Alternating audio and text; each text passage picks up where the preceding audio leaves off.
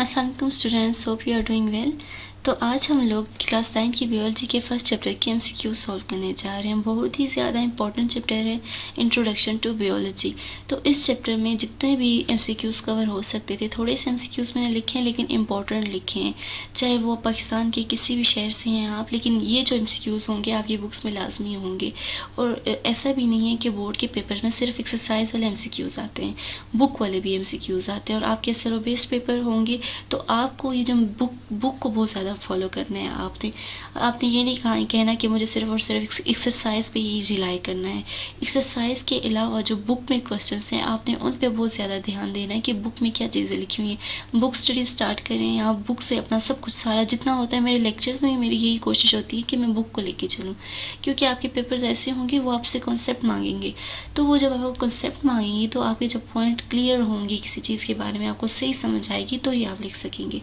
तो आज के एमसीक्यू स्टार्ट करते हैं। तो उससे पहले आपको क्या करना है, पेशेंस के साथ इस पूरे लेक्चर को सुनना है ताकि आपके जो पॉइंट्स हैं वो बिल्कुल क्लियर हो जाए। और मेरी कोशिश होगी हर एक एमसीक्यूज़ का रीज़न भी मैं आपको बताऊं कि इसमें ये ऑप्शन क्यों है। तो स्टार्ट करते हैं आज का लेक्चर। फर्स्ट एमसीक्यूज़ है कि the study of internal structure of living bodies is called. जैसे कि मैंने आपको ब्रांचेस पढ़ाई थी, आप अगर अब ये जहन में लाएं कि ह्यूमंस की इंटरनल स्ट्रक्चर की स्टडी को क्या बोलते हैं। इंटरनल, मैंने आपको बोला था इंटरनल से ही आप याद कर सकते हैं एनाटॉमी। तो इंटरनल स्ट्रक्चर की जब स्टडी करेंगे तो उस ब्रांच को बोलेंगे एनाटॉमी। मॉर्फोलॉजी बोलते हैं outer structure, shape and form. हम आउटर जब स्ट्रक्चर देखते हैं उसमें मॉर्फोलॉजी। एनाटॉमी का मतलब होता है इंटरनल स्ट्रक्चर, लिविंग ऑर्गेनिज्म के अंदर क्या है, कौन कौन से ऑर्गन हैं, कौन कौन से सिस्टम हैं, किन चीज़ों से मिलकर बना है, उसको हम एनाटॉमी में पढ़ते हैं। फिजियोलॉजी में हम सारे फंक्शंस पढ़ते हैं, जैसे कि रिस्पायरेटरी सिस्टम, रिस्पायरेशन, जितने भी फंक्शंस हैं वो फिजियोलॉजी में पढ़ते हैं। और जेनेटिक्स में हम जीन्स को पढ़ते हैं, जीन्स कैसे पेरेंट्स से ऑफस्प्रिंग में गए हैं, हेरिडिटी को पढ़ते हैं जेनेटिक्स। उसके बाद जो वर्ड है बायोलॉजी, किस वर्ड से डिराइव्ड हुआ है, कौन सी लैंग्वेज का वर्ड है biology. Bio means life, logy means study, इतना तो पता है, लेकिन कौन सा वर्ड है, लैटिन है, इंग्लिश है, ग्रीक है, कौन सा वर्ड है, फ्रेंच है। तो जो बायोलॉजी है वो ग्रीक वर्ड है, ये आपने याद रखना है कि बायोलॉजी जो वर्ड है वो ग्रीक वर्ड है। उसके बाद जो सिमिलर सेल्स ऑर्गेनाइज होते हैं, same type of cells join हो जाए तो वो क्या बनाते हैं। सोचिए आप, सेल के बाद क्या चीज़ बनती है। हमने लेवल ऑफ ऑर्गेनाइजेशन पढ़ी है ना, पहले एटम्स बनते हैं, एटम से मॉलिक्यूल्स बनते हैं, मॉलिक्यूल से क्या बनता है, ऑर्गेनेल्स बनते हैं, ऑर्गेनेल्स से सेल बनते हैं और सेल से टिश्यूज़ बनते हैं। तो क्या बनेगा, सेल से सेल ऑर्गेनाइज्ड होंगे ग्रुप्स में और वो एक ही फंक्शन परफॉर्म करेंगे और उनसे क्या बनेगा, टिश्यूज़। टिश्यूज़ की बहुत सी एग्जांपल दी थी, ब्लड भी टाइप ऑफ टिश्यू है और टिश्यूज़ की स्टडी को हम हिस्टोलॉजी बोलते हैं। ठीक हो गया। उसके बाद फोर्थ एमसीक्यूज है स्टडी ऑफ फॉसिल्स। जो फॉसिल्स होते हैं उसकी स्टडी को क्या कहते हैं। फॉसिल्स आपको पता है क्या होता है, जितना भी रिमेनेंट्स होता है, डेड होता है, कोई भी इंसान या कोई भी जानवर या कोई भी प्लांट अगर डेड हो गया है, कोई भी चीज़ लिविंग ऑर्गेनिज्म मर गया है, तो उसका जो डेड रह जाता है, चाहे वो उसकी बोन्स रहती हो या कोई भी उसका सैंपल रहता हो, जो बहुत पुरानी कोई चीज़ किसी इंसान की, किसी लिविंग ऑर्गेनिज्म की बहुत पुराना कोई डेड रहता हो, डेड रिमेनेंट्स रहते हैं, उनको फॉसिल्स कहते हैं। और फॉसिल की स्टडी हम किस ब्रांच में करते हैं, पैलेंटोलॉजी में। Palaeontology is the branch of science in which we deal with the study of fossils. वो फॉसिल्स प्लांट्स के भी हो सकते हैं और वो फॉसिल एनिमल के भी हो सकते हैं। आप केमिस्ट्री में पढ़ते हैं ना कि जो अर्थ क्रस्ट में बहुत से एलिमेंट पाए जाते हैं, सोडियम, पोटाशियम, ये सारे किसके फॉसिल से बने होते हैं, प्लांट्स के फॉसिल से बने होते हैं। तो उनको हम एस ब्लॉक में पढ़ते हैं, S&P ब्लॉक में पढ़ते हैं। और हम बोलते हैं इस ब्लॉक को क्या बोलते हैं, अल्कली अर्थ मेटल्स बोलते हैं, क्योंकि वो जो मेटल्स होते हैं वो हमें अर्थ के नीचे मिलते हैं। और अर्थ के नीचे वो कैसे बनते हैं, प्लांट्स के और एनिमल्स के डिके से बनते हैं। बस कुछ कुछ चीज़ें आपको पता हो, लाजमी नहीं सिर्फ आपको बायो ही पता हो, आपको बायो, केमिस्ट्री, फिजिक्स सारी चीज़ें पता हो और उनको रिलेट किया करें आपस में। और जब आप एमसीक्यूज़ कर रहे हो एक चीज़ याद रखा करें, पहले आप सारे एमसीक्यूज़ पढ़ें, फिजियोलॉजी भी है, पैलेंटोलॉजी भी है, मॉर्फोलॉजी भी है, एम्ब्रियोलॉजी भी है। पहले आप कोशिश किया करें कि कट मेथड किससे स्टार्ट करें, कि कौन से एमसीक्यूज़ बिल्कुल ही नहीं मैच करते स्टेटमेंट के साथ। तो एम्ब्रियोलॉजी तो बिल्कुल ही मैच नहीं करती, उसमें तो एम्ब्रियो का जिक्र होगा। मॉर्फोलॉजी भी नहीं करती, शेप एंड स्ट्रक्चर का, आउटर स्ट्रक्चर का इसमें होगा।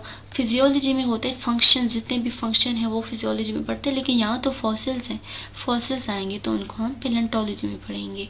तो सबसे पहले आप लोग कट किया करें कि कौन कौन से ऑप्शन बिल्कुल ही मैच नहीं करते, और फिर जो रह जाया करें वो किया करें। और MCQs जो हैं वो आपने फिल लाजमी करने हैं, आपको नहीं भी आता है तो भी आप फिल ज़रूर करें, क्या पता आपका तुक्का ठीक निकल आए।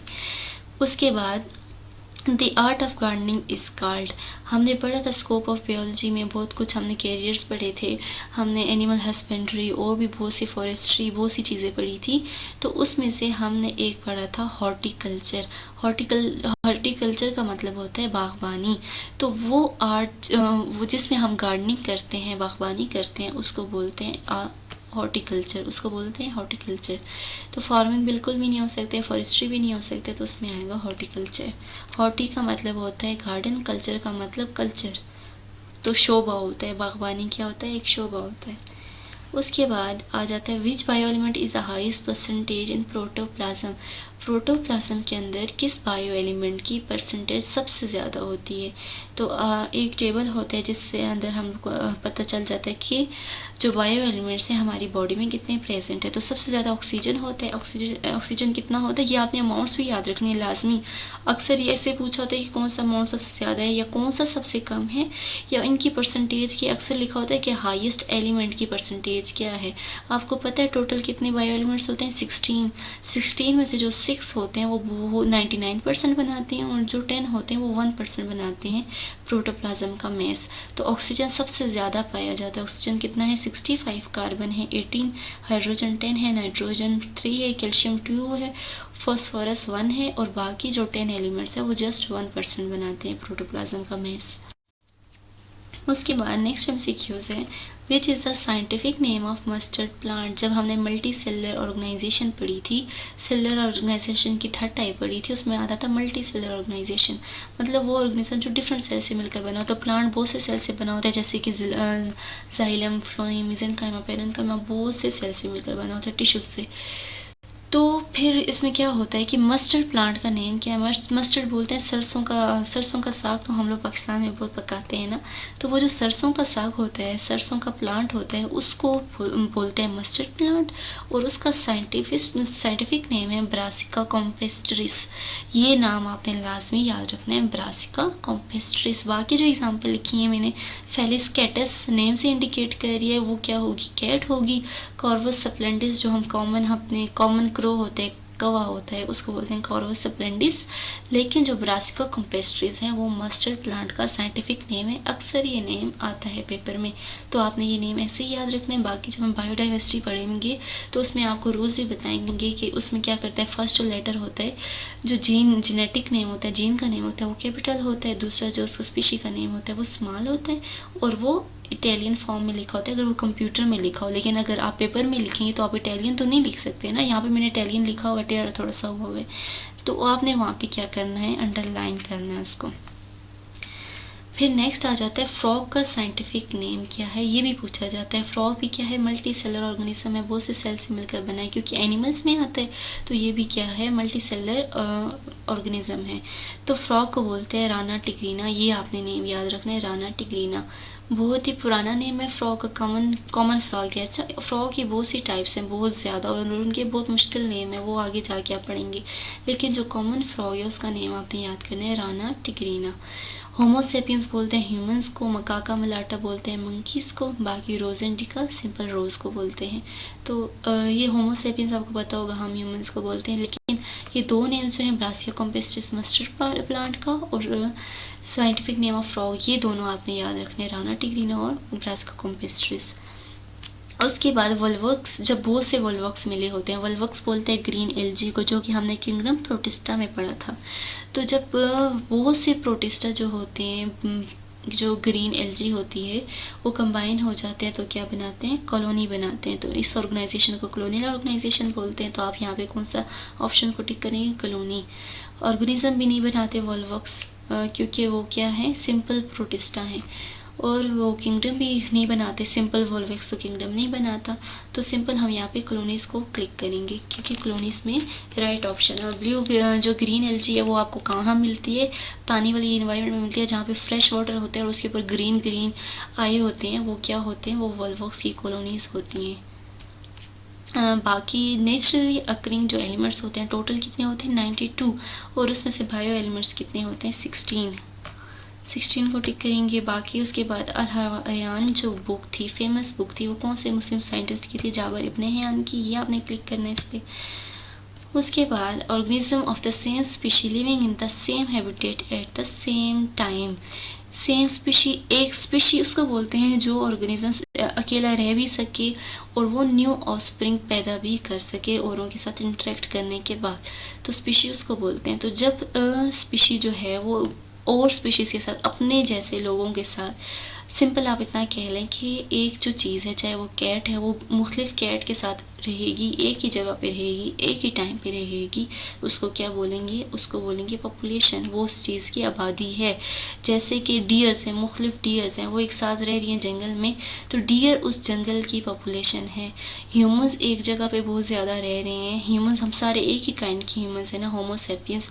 अगर ह्यूमंस एक ही जगह पे रह रहे हैं, एक ही टाइम पे रह रहे हैं, तो ह्यूमंस वहाँ की पॉपुलेशन कहलाएगी। पॉपुलेशन बोलते हैं एक ही किस्म के लोग एक ही साथ और एक ही जगह पर रहें, उसको बोलते हैं पॉपुलेशन। उसके बाद नेक्स्ट जो एमसीक्यूज है, एग्जांपल ऑफ मैक्रोमोलिक्यूल्स। मैक्रोमोलिक्यूल्स होते हैं लार्ज मॉलिक्यूल्स जिनका वेट ज़्यादा हो। वाटर का भी वेट लाइट होता है। ग्लूकोज जो है वो शुगर की एक बहुत छोटी एग्जांपल है, कार्बोहाइड्रेट्स की छोटी सी एग्जांपल है। ये दोनों आते हैं माइक्रोमोलिक्यूल्स में, छोटे मॉलिक्यूल्स हैं।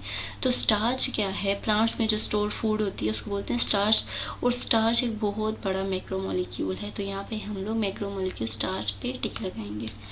उसके बाद आता है the transmission of characters from one generation to other is called.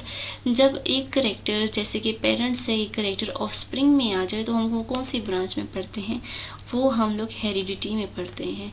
कि पेरेंट्स से जो करेक्टर ऑफस्प्रिंग में आ रहे हैं वो कौन सी ब्रांच में पढ़ेंगे हम, हेरिडिटी के अंदर। उसके बाद अमीबा के बारे में हमें देखना है क्या क्या ट्रू होता है, अमीबा के लिए कौन सी स्टेटमेंट करेक्ट है। तो सबसे पहले आता है यूनिसेलुलर प्रोकैरियोट, मल्टीसेलुलर यूकैरियोट और यूनिसेलुलर यूकैरियोट। हम सबसे पहले देखें कि अमीबा कौन से किंगडम में आता है। अमीबा आता है किंगडम प्रोटिस्टा के अंदर, किंगडम मुनैरा के अंदर आते हैं सारे प्रोकैरियोट। और मैंने आपको बताया था सिर्फ और सिर्फ वाइट किंगडम मुनैरा ऐसा किंगडम है जिसके अंदर सारे प्रोकैरियोट आते हैं, बाकी के अंदर सारे यूकैरियोट्स आते हैं। तो इसमें पहली स्टेटमेंट तो गलत हो जाती है कि वो प्रोकैरियोट नहीं है, पहली स्टेटमेंट गलत हो जाती है। मल्टी सेलर तो हमने पढ़ा था कि फंजाई के बाद आएंगे, या तो वो प्लांटाई और एनिमलिया मल्टी सेलर आएंगे। और जो अमीबा होते हैं वो सिंपल मल्टी सेलर यूकैरियोटिक होते हैं, तो ये भी गलत हो जाता है। सिंपल मल्टी सेलर इधर नहीं लिखा हुआ, अगर सिंपल मल्टी सेलर होता तो हम टिक करते, यहाँ पे सीधा मल्टी सेलर लिखा है तो ये स्टेटमेंट भी मैच नहीं करती अमीबा के साथ। तो यूनिसेलर यूकैरियोट मैच करती है, क्योंकि किंगडम प्रोटिस्टा के अंदर जितने भी ऑर्गेनिज्म होते हैं वो यूनिसेलर होते हैं, सिंगल सेल से मिलकर बने होते हैं, और वो यूकैरियोट्स होते हैं, उनके पास ट्रू न्यूक्लियस होता है। उसके बाद हम लोग देख लेते हैं ऑर्गन ऑफ प्लांट का वो कौन सा ऑर्गन है जो कि सेक्सुअल रिप्रोडक्शन में हेल्प करता है। तो मैंने आपको ये पूरा लेक्चर दिया था कि जो प्लांट का जो रिप्रोडक्टिव पार्ट है वो कौन सा होता है, फ्लावर। फ्लावर एक ऐसा पार्ट है जिसके अंदर मेल पार्ट्स भी होते हैं और फीमेल पार्ट्स भी होते हैं। तो वो दोनों पार्ट्स की जब सेक्सुअल रिप्रोडक्शन होती है तो किस में होती है, फ्लावर के अंदर। फ्लावर के अंदर, प्लांट के फ्लावर के अंदर उनकी सेक्सुअल रिप्रोडक्शन होती है। उसके बाद फिर यहाँ पे लिखा हुआ है कि मशरूम है वो कौन से किंगडम से बिलोंग करता है। तो मशरूम जैसे कि हमें पता है किंगडम मुनैरा में आएंगे सारे बैक्टीरिया, वहाँ पे तो मशरूम नहीं आता। किंगडम प्रोटिस्टा में आएंगे अमीबा, पैरामीशियम वगैरह, तो मशरूम आते हैं किंगडम फंजाई के अंदर। उसके बाद ब्रांच ऑफ बायोलॉजी जिसके अंदर हम फॉर्म्स और स्ट्रक्चर पढ़ते हैं। हम किसी भी ऑर्गेनिज्म को देखते हैं कि वो देखने में कैसा है, वो किन चीज़ों से मिलकर बना है। तो वो जो आउटर अपीयरेंस हम लोग देखते हैं किसी भी ऑर्गेनिज्म की, वो हम लोग देखते हैं ब्रांच ऑफ मॉर्फोलॉजी में। बायोलॉजी की एक ब्रांच है मॉर्फोलॉजी, उसके अंदर हम लोग किसी भी ऑर्गेनिज्म की स्ट्रक्चर देख रहे हैं, आउटर स्ट्रक्चर। एंटोमोलॉजी का मतलब इंसेक्ट की स्टडी को एंटोमोलॉजी बोलते हैं। फार्माकोलॉजी नेम से ही हो रहा है, फार्मेसी होगा, मेडिसिन होंगी। फिजियोलॉजी बायोलॉजी में होता है। फंक्शंस बहुत सी ब्रांचेज है, जैसे कि पैरासाइटोलॉजी, उसमें पैरासाइट्स की स्टडी, सोशल बिहेवियर की स्टडी हम सोशल बायोलॉजी में, इन्वायरमेंटल की करेंगे तो इकोलॉजी में करेंगे। तो वो सारे डिटेल लेक्चर्स मेरी इसी प्लेलिस्ट के अंदर मौजूद हैं, आप लोग वो देख सकते हैं, आपके पॉइंट्स बिल्कुल क्लियर हो जाएंगे।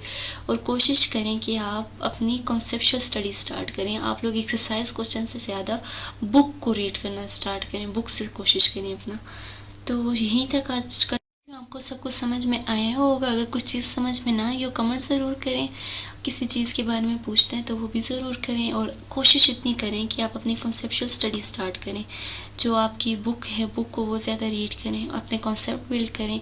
किसी और चैप्टर के बारे में आपने पूछना है तो कमेंट में बताएं, ज़रूर रिप्लाई करूँगी मैं। तो चलें ठीक है, अपना बहुत ज़्यादा ख्याल रखें, फिर मिलते रहेंगे। अल्लाह हाफिज़।